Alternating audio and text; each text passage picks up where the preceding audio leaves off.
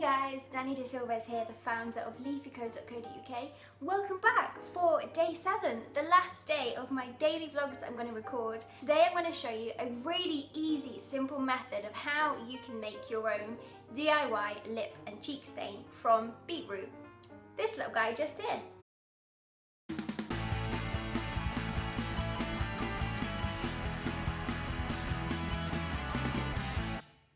Awesome, so we have all of our ingredients. I'm going to put an apron on because it will stain, and if you are going to make this, don't wear anything white just to be on the safe side. You can wear gloves if you want to. I made this recipe a couple of days ago and my hands were pink for a while, so if you have gloves, wear them. The option is yours. I don't have any gloves, so I'm not going to wear them. Let's get making some lip stain. Let's get down to business. Take your beetroot and take off the rooty end and also the opposite end, which is where the stem and the leaves would have grown from.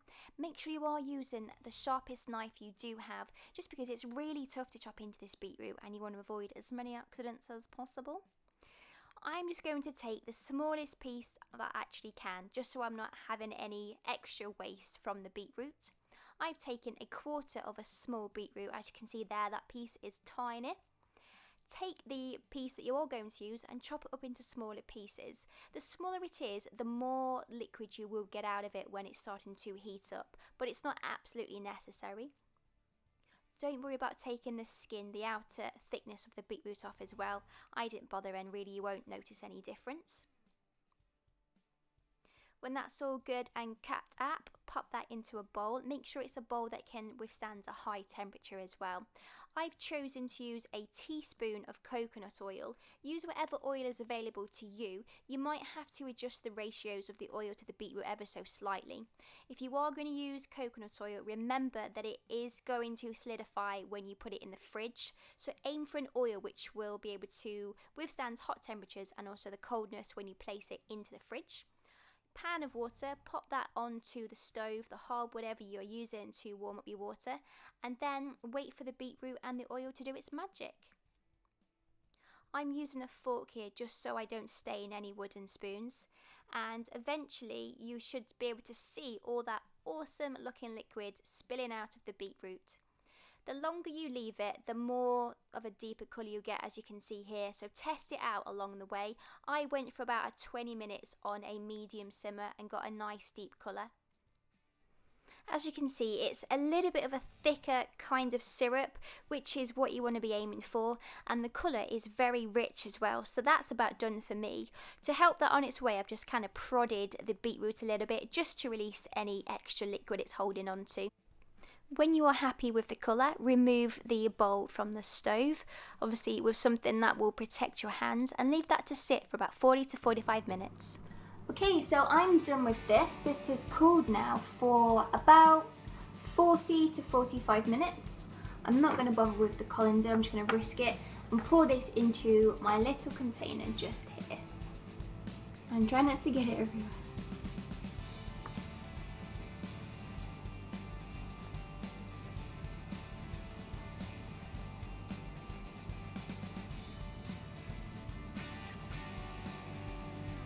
And there we go. That is a container of self-made beetroot lip stain and cheek stain. And that's it, we're done. This is the DIY beetroot lip and cheek stain. It smells really good. It has a sweet smell because it's the coconut oil and the beetroot. So it's still pretty runny. So I've got a nice tight container, so just keep that in mind if you were going to take it out of the house. But look how dark that is. Here we go. I'm going to be very careful not to drop it. My hands are covered. This is how much of a stain it is. I use a lip brush. This is just something that I had from a set many years ago from Benefit, back when I used that type of makeup anyway. You can use your finger. If you do use your finger, you're going to have a finger which is pink like this, so be very careful.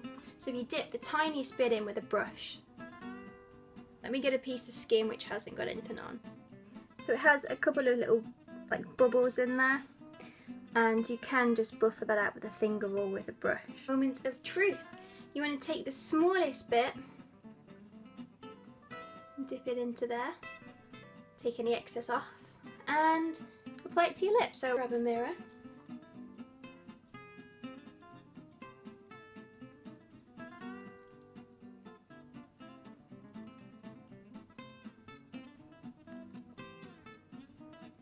And it tastes really nice as well, so if you happen to lick your lips whilst you're wearing it, there's no issues with swallowing it.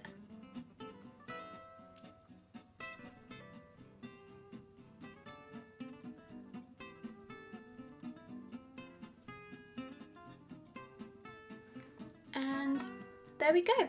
And because of the coconut oil, it has a nice shine to it as well. It's very summery. The only complication if you are going to use it as a cheek stain, unless you have a little brush or something to kind of buffer it on, you might have to end up using a finger. An old styled makeup brush, which will be perfect for it, with a good surface on the end of it. So again, you want to take the tiniest bit because it does have a nice shine to it, so it's a highlight at the same time. So dip that in. That's the tiniest bit. I don't know if you can even see. There's hardly anything on there. And just buffer that in. So wherever you would place your blusher normally, and buff that out, and there we go, nice little bit on there, and again on the other side.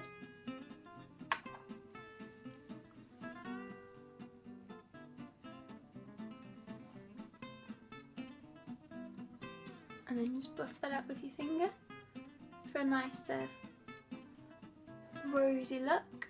It's in a little tiny jar, which is quite airtight, but I wouldn't use this anything past the 2nd week mark, just to be on the safe side. A lot of people are recommending, when you've made this, that you can store it for about 4 weeks.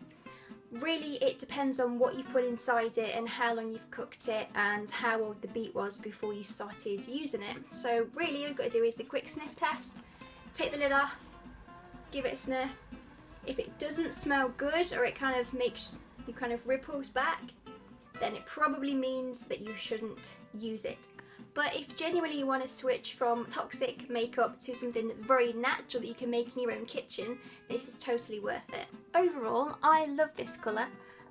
You'd have to excuse a little tiny cut there. I have really dry lips at the moment because it's quite cold in the UK. And the blush just looks nice, and it's a nice little shimmer to it. It's really easy to apply. I would recommend not using your fingers because of this, but again, that's your choice. I'm going to wrap up the whole of my week's worth of daily vlogs. For those of you that have been following from day 1 up until today, which is day 7, thank you very much. It means a lot to know that you've been supporting me over this past week. Subscribe to my channel and I'll be posting lots more DIY makeup videos. Thank you very much for watching. Take care and see you soon. Bye bye. The back bedrooms, which I presume would have been the child's room, had like pink handprints everywhere on the carpet, on the wall. Yeah, we all do crazy things when we're a kid, don't we?